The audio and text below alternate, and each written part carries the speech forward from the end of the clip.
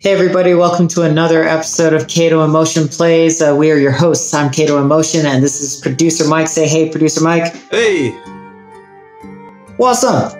We're quickly making our way, well, actually, we're slowly making our way through this game, and we are now, painfully, died a million times already, and I think it's set to easy, which is even worse. But we are on the 9th stage now, Fangle Forest. And I think today we're going to be talking about music versus podcasts while walking or doing whatever. And we'll see where we go from there. Once again, if you have any questions, comments, or whatever, just toss them in the comments below and we will definitely try and get to them. Maybe even incorporate into the conversation. But for now, we're going to get the ball rolling. I really like the look of this scene here. I really like the look of this. Oh no. What have I done? What have I done? Well, whatever. You committed suicide. Self-sacrifice. Right? Oh, they hit a potion back here. I knew they would do something like that. No. There was a potion up there. Oh, here. Yeah. Let's do a little bit of. I definitely listen to podcasts in my free time. Definitely love podcasts. I think it's something about being a musician that I've always loved, kind of talk radio type stuff, and podcasts has really satiated my talk radio desires on subjects that I find interesting. Another one is I'm really into sports in the United States, specifically college football.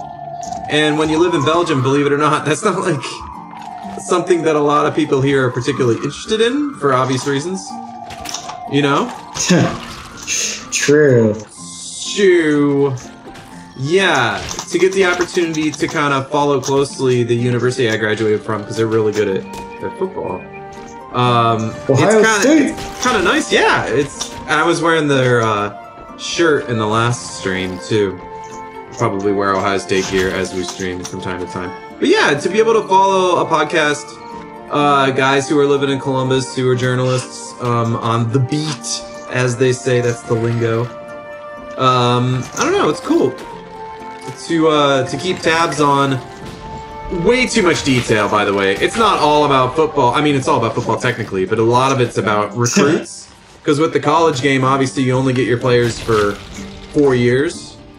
5 years if they sit a year out. So because of that, a lot of it's about the recruiting. And, but yeah, I listen to some other, like, some news podcasts and some things like that. And, banter. Oh gosh, we have one where it's on Star Trek The Next Generation that my girlfriend and I listen to, and what they do is they go through each episode of the show of Star Trek, and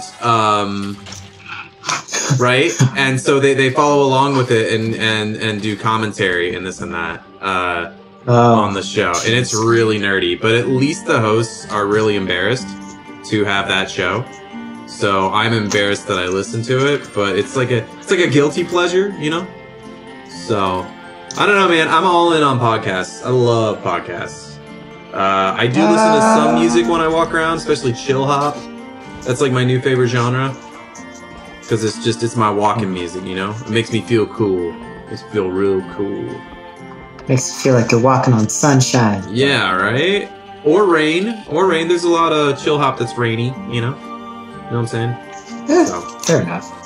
I don't know. I like both, but I would say podcasts more so. Like when I go jogging, it's a lot of podcasts. Man, this is going to sound crazy, but okay, actually no. So when I was in North America, because everything was so far away, and I think we mentioned this in like 2 episodes ago when we were talking about the human scale, I spent a lot of time just driving to all the gigs, performances I'd be doing, a lot of weddings and stuff. And during that time, I would just listen to podcasts and just pound through like 4 hours a day because I'd drive like 4 hours a day. And that was my bread and butter.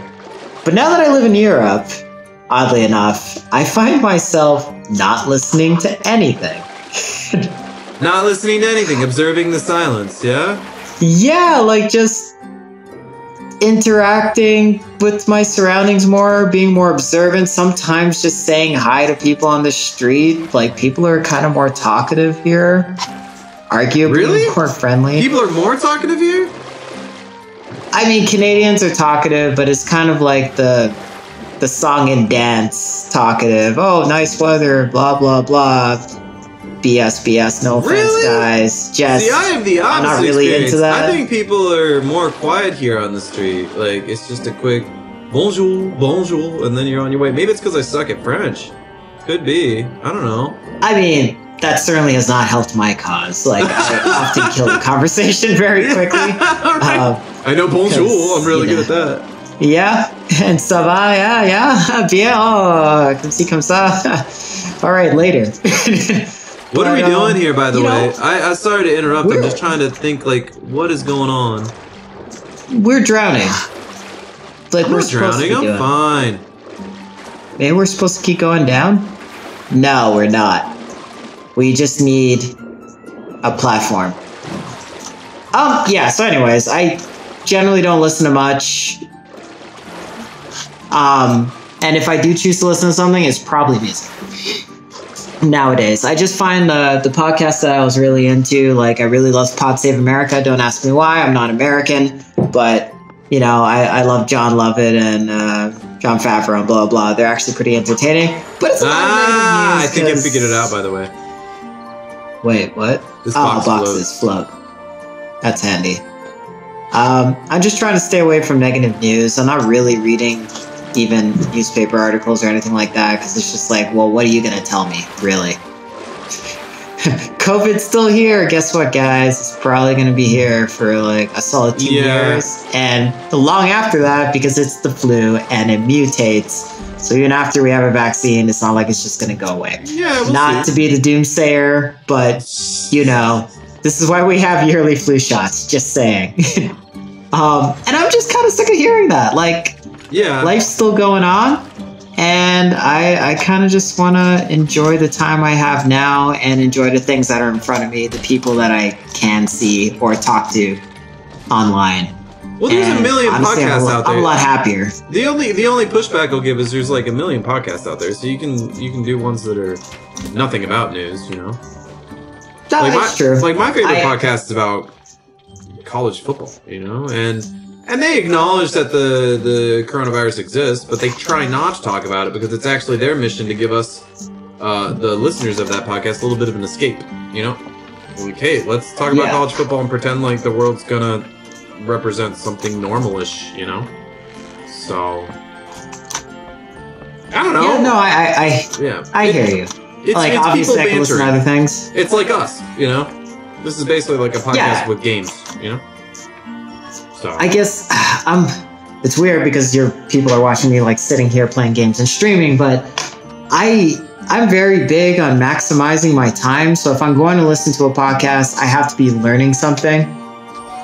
And therefore all the podcasts I listen to are like Planet Money or Pod Save America or 99.9% Invisible or like stuff like that. And it's like, okay, a lot of it's just kind of heavy. Oh my gosh, I used to listen to money management podcasts, like investment podcasts, and go to the gym at the same time. I'm like, okay, this is a little bit too much self-improvement. I might vomit in my mouth eventually. This is cancel out those endorphins. Right? No, it's just like, yeah, I'm gonna lift weights while I work on my portfolio that doesn't actually exist, you know? And I don't know. I laugh at myself because everything. I mean, I've definitely done that before, so no judgment from here, like, how can I throw stones? That's what I did before this all went down. Yeah. Oh man. Yeah, I don't know. I guess what was it? A couple episodes ago, we talked about comfort food. You know, I think when I listen to podcasts about football. And when I watch football games and stuff, I know it's silly, but it's like, have you ever heard that argument that the media you watch is like a diet that you're on? So basically... I haven't, but that makes sense. Yeah, it's like your media consumption diet. So basically... You are what you eat. Yeah, that type of thing. So if you do, like you said, a bunch of negative stuff, you're gonna be a negative person, like you are what you eat. So, but I'm not a football player. It doesn't work like that. But it's just more, the football commentary thing is my comfort food. Like, I'm not gonna be, I'm not gonna play football I'm just a fan of something, you know? So, I don't know, it's kind of weird when you're a creator. How do you feel about that? Like, has being a creative person, has it changed your perspective on fanhood, do you think? Or do you still find yourself being swept away as a fan of something? Oh man, no, it's definitely changed my perspective of fanhood. I'm not really a fan of much. But are there certain saxophone players that you're into? I mean, is there anybody you would meet and it would make your knees weak, you know? No. No? I know. Surprising, guys. I'm really not. So if you met like David Sanborn or something, you wouldn't be like knees weak. You wouldn't be like, oh my gosh, I'm nervous. This is a big deal. I mean, I'm generally awkward socially anyways. Obviously, doing stuff like this is helping me a lot. So yeah, I might be awkward in that situation, but it's got very little or nothing to do with the fact that, oh my gosh, David Sanborn. It's just, I'm an awkward guy. I'm an introvert. But yeah, I don't know. I just never really subscribed to that. Even in school, when they kind of made you latch onto certain players, I just never really bought into that. I'll listen to whoever fits my needs in that moment. I don't worship any individual or anything like that. I didn't say worship. I'm just saying, like, be a fan. I know that was a very strong word. Sorry, guys. But yeah, no, I'm just not that guy. Okay. All right. I don't know. I guess I think one of the reasons I got into music was I was such a big music fan, you know? Was such a big rock and roll fan and everything. That I would just be so excited about listening to the radio when one of the songs that you love comes on. It sounds so quaint now, but it's something that I think my dad experienced and I definitely also experienced. Oh, no pro strats. But I don't know, like I was a big Led Zeppelin fan, you know, and a bunch of different bands, a lot of the grunge bands and everything. We just, you know, you go to see them a lot. Well, not Led Zeppelin, obviously, I'm not that old. But you go to see bands live, and you go buy their CD, and you buy their T-shirt and everything. I don't know. I got really into that, and I think it inspired me to be a musician, because it's like, I started asking myself, oh, okay, come on, Wizard. Make yourself worthwhile. You had it before. How do you think I got it? I don't know. I don't remember how I got here. How did I get there? You just keep making boxes and planks, man. Just chill. Boxes and planks. That's good. Boxes and planks. Boxes and planks. There we go. All day long. Summon box. Oh. Okay, we need to figure out how to use this guy's charge ability. For why? Oh, because of over here? Because we have to go underwater and break the planks, I think, underneath this chest. We do? Or there might be another entrance somewhere. But to get to the chest? Yeah, there's...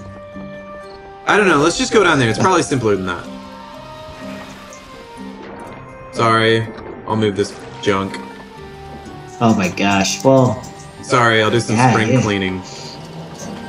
Oh my gosh, it's like 4 boxes. I know. Well, because I made all those boxes because I couldn't figure out, like, what to do. Oh my gosh, this is not working. Okay, cool. Now I've got this box. No, don't draw more stuff. Come on, Wizard. Sweet. Good job. Yeah, I don't know. I just, yeah, I was a big fan. And you see, my fanhood led me to... Okay, so here it is here. Open. Open. Open. I'm pressing the open button. I'm pressing the open button. We can't open it until... How'd you get in? I don't know, I just button there's just an opening. Found an item. You're right. Necklace of power. That's it. Let me go back. Allows unlimited time underwater. Wow, that's good. But yeah, I used to songwrite, I used to write songs and kind of write songs. I would basically give myself like homework assignments, summer school in songwriting, you know? And I would practice a whole bunch, the songs of a band that I like, right? And and then I would try to think, like, what does it sound like to songwrite in the style of, you know, fill in the musician blank here, my favorite musicians. So by doing so with enough different artists, I kind of got my own songwriting style. So yeah, I think I got into songwriting as like a fan deconstructing the stuff he's a fan of, you know? So yeah, okay. I mean, don't get me wrong. It's like there's nothing wrong with being. Oh, there's 100 different ways to do anything. Yeah. Yeah, of course. It's just for me. I have been a fan of artists, but I just don't feel like, oh, if I meet you, I'm going to gain so much and it's going to be a life-changing experience. I'm just not that guy. And I think what really ruined it for me is when I met Chris Potter. Oh, really? Chris Potter's phenomenal, for those of you who don't know, phenomenal, like, legendary class saxophonist. Oh my god, he'll melt your face with just musicality and rhythmic displacement. Yeah, amazing. Did not strike me as a particularly entertaining person, and like my favorite song that he didn't write but rearranged. Oh my god, that's a pit. I died. It's a pit and you died? Yeah, I thought there was like water or something on me. Alright, you know, cool. It happens. He did an arrangement of why can't I remember his name? In Colors? What's the name of that band again? Very famous band. In Colors? Do you know the song Morning? Yeah. In Rainbows. Sorry. In Rainbows, that's Radiohead. Thank you, Radiohead. So he did a cover of Morning Bell. Oh, okay, yeah, that's from Kid A or something? Or OK Computer? Yes, one of those two. That's exactly what is from Kid A. I think it's from OK Computer. Yeah. I think it's from Kid A. It doesn't really matter. I'm a Radiohead fan. Like, they're a band that if I met them, I'd be, yeah, that'd be impressive. I don't know. Oh gosh, did I kill you too? Man, oh my gosh, oh. Sorry, bro. Well, anyways, like I was saying, he did this version of it that just like brought me to tears. Yeah. And the thing is, I didn't really listen to Radiohead back then, so it's just like, wow, he wrote this amazing song called Morning Bell, and this melody he plays is just so haunting and powerful. But it turns out it was actually just a sax solo. He plays such an amazing sax solo that I thought it was like this epic melody that he had written, and then I heard him play it live, and he just kind of killed it for me. It was that was like one technical concert, you know? I mean, I know it was one concert, but it was just like, you know, as a musician, you don't always have your best night, you know? Oh my gosh, like, so I'm a big fan of the Red Hot Chili Peppers, and I saw them in Columbus, I mean, years ago, but the one time I ever saw the Chili Peppers, they were supposed to play with the Foo Fighters, and Chad Smith went out drinking with Dave Grohl the night before, and they got so drunk that Grohl canceled the concert the next night, but Chad Smith went on and played, because I think it's the difference between playing the drums and singing, you know? Not saying drums are easier, it's just when you drink too much, I think it's hard to sing the next day, perhaps, you know? So, oh, Michael, you're such a dummy. Come on, don't do that.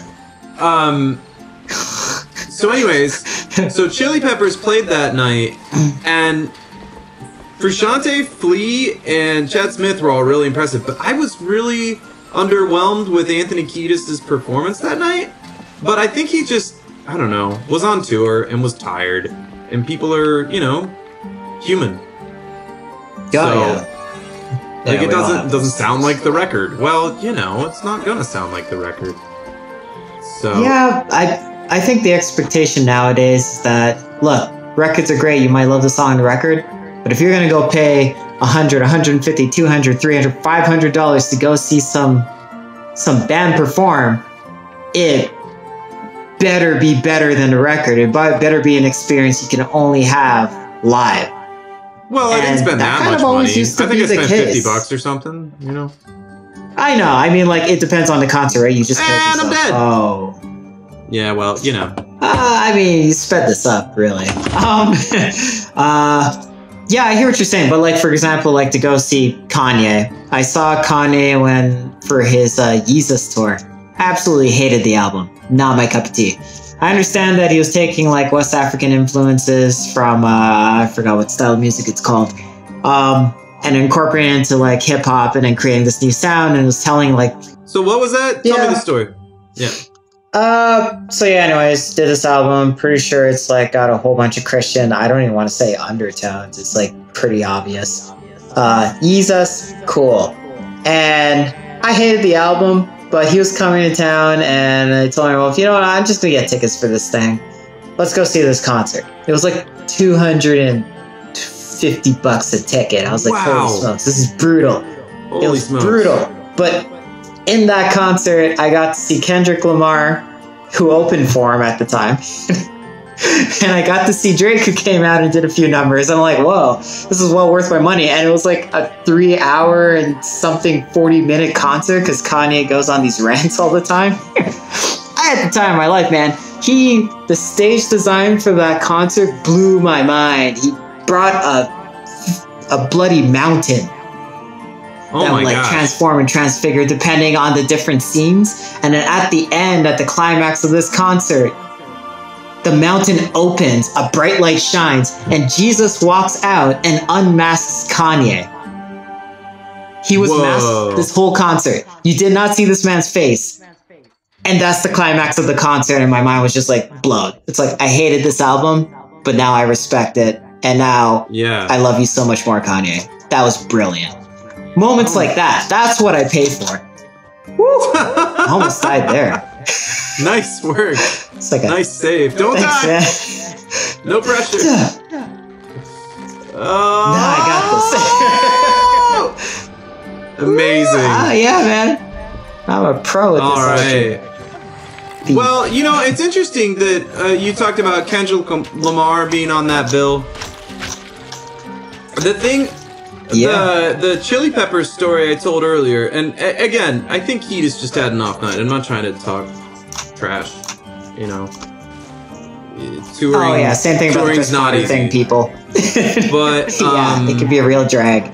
The crazy thing about that show was Foo Fighters didn't play, but this band of young people, I didn't know their age, but I think they were early 20s or something, from England, was the opener. Oh shoot. And they ended up getting to play a double set. So there was an opening band for both these bands, and they were unknown. And this was the band Muse, and it was their first tour, their first world tour. So I got to see this huge set of Matthew Bellamy and Muse, and that was phenomenal. So, you know, it was a bummer. I still have never seen Foo Fighters live, but and that would have been in their prime. But yeah, I got to see Muse before they were something. So that was pretty cool. Yeah. So I don't know, like being a fan, concerts, trying stuff up, I'm a lot less of a fan than I used to be. But I wonder if except for college football. Totally a fan for college football. It's kind of in your blood, man. It's football, American. Beautiful. All right, what do you say we get out of here? I don't know. I'm making art right now. Are you seeing this? You are. It's beautiful. Sorry, I ruined everything. So we did it. You did. We did it. Ah, man, the sun is setting. It's dark now. But hey, guys, thanks again for joining us for another episode of Kato Emotion Plays. I hope you enjoyed today's episode. Sorry for any technical difficulties we may have, but you know we'll sort it out in post. So yeah, once again, I'm Kato Emotion, this is producer Mike, and we're going to sign off, but we hope to see you again for our next episode next week, Friday at 7 p.m. GMT plus 2. That's 1 p.m. Eastern time, if that helps. Those are the only 2 time zones I know, but you can sort it out. And yeah, leave any thoughts, questions, or stories you may have in the comments, and we'll be sure to reply.